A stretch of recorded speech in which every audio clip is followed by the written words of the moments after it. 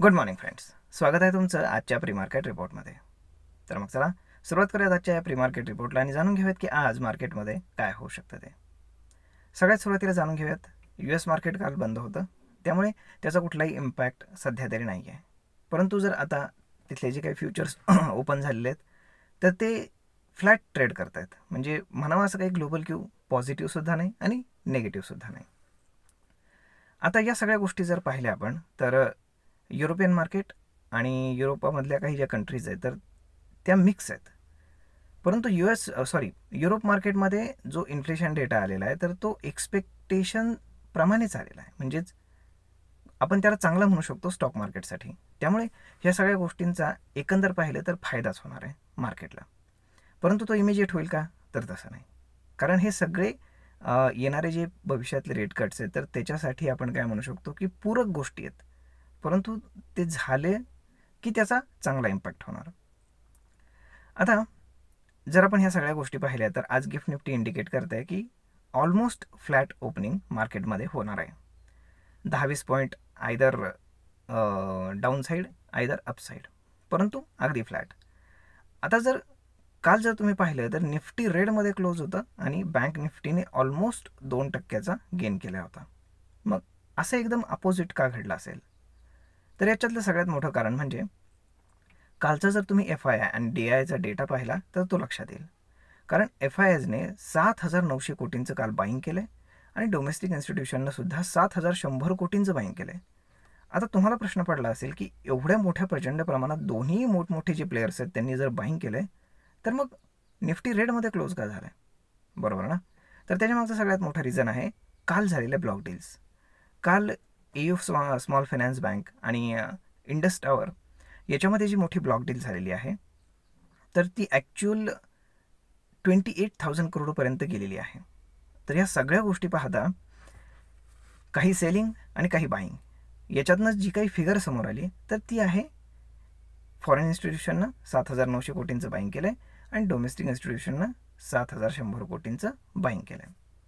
आणि त्यामुळे काय झालं आहे की निफ्टीमधले कुठले स्टॉक त्याच्यामध्ये नसल्यामुळे ब्लॉक डीलमध्ये निफ्टीवरती त्याचा काही इम्पॅक्ट झालेला नाही. आता जर आपण पाहिलं तर मग तुम्ही म्हणाल की मग बँकिंग स्टॉक्सनं कसं काय एवढं चांगलं परफॉर्म केलं, तर त्याच्यामागचं रिझन असं आहे, जेव्हा फॉरेन इन्स्टिट्यूशनल इन्व्हेस्टर इंडियामध्ये इन्व्हेस्ट करण्याचा विचार करतात किंवा ते करतात तर मॅक्सिमम ते कुठल्या जे काही सेक्टर्स आहेत त्याच्यावरती सगळ्यात जास्त फोकस करतात, तर ते आहे banking sector, information technology sector म्हणजेच IT सेक्टर, त्यानंतर फार्मा आणि FMCG हे 4 सेक्टर्स. आता याच्यामध्ये काल त्यांनी बँकिंगला चूज केलं होतं आणि बँकिंगमध्ये काही स्टॉक्समध्ये त्यांनी बाईंग केलं आहे आणि त्यामुळे तुम्हाला पाहायला भेटलं असेल की निफ्टी जरी रेडमध्ये क्लोज झालं तरी बँक निफ्टी ग्रीनमध्ये क्लोज झालेलं आहे. तर आता टेक्निकली जर पाहिलं तर आज काय होऊ शकतं, तर एकंदर ग्लोबल क्यूज पाहिले आणि जर टेक्निकल चार्ट जर डेली बेसिसवरती पाहिला तर निफ्टी आज वीक राहण्याचे चान्सेस खूप जास्त आहेत.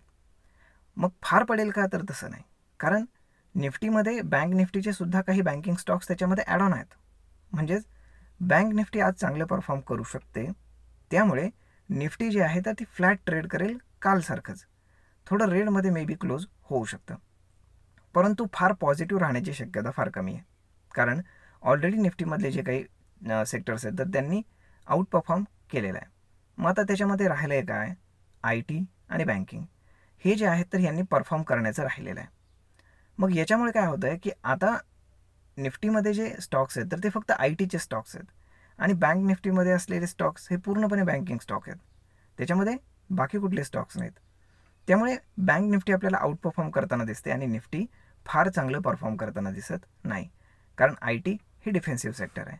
म्हणजेच मार्केटमध्ये इतर ठिकाणी जेव्हा प्रॉफिट बुकिंग येतं तेव्हा ITमध्ये बाईंग येतं. त्यामुळे आता ह्या सगळ्या झाल्या टेक्निकल गोष्टी.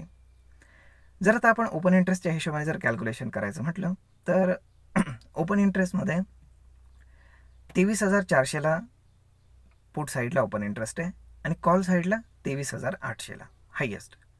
म्हणजेच मार्केट याच्यामध्येच कुठेतरी ट्रेड करेल. जर डाऊन साईडला मार्केटने येण्याचा प्रयत्न केला, 23,400 जर ब्रेक केला तर 23,000ला पुन्हा एकदा मोठा हर्डल आहे. आणि जर अपसाईडला आपण पाहिलं तर जर 23,800 ब्रेक केला तर डायरेक्ट 24,000. परंतु 24,000 एवढ्या सहजासहजी जाणार नाही. त्यासाठी काहीतरी मेजर ट्रिगर पाहिजे की जो आहे येणाऱ्या महिन्यामध्ये असणारा बजेट. तर तोपर्यंत तरी मार्केट वाट पाहिल अशी माझी अपेक्षा आहे.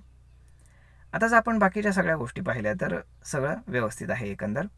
परंतु ट्रेड करण्यासाठी सध्या ऑप्शन बायर्ससाठी बँक निफ्टी प्रेफरेबल आहे, परंतु निफ्टी प्रेफरेबल नाही आहे.